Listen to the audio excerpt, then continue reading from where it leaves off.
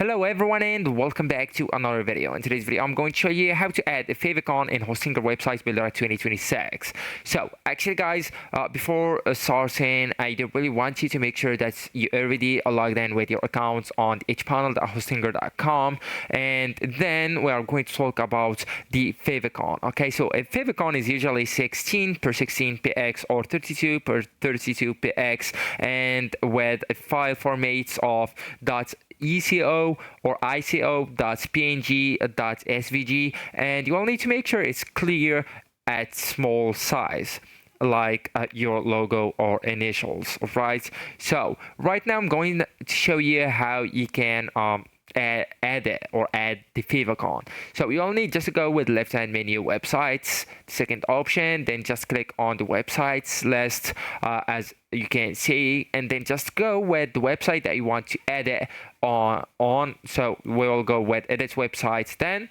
and yeah, right now we are being forwarded into the builder.hostinger.com or the website builder. So inside it you will need to go and click on the three dots or more on the left side bar. So just click it and then go with general settings, third option.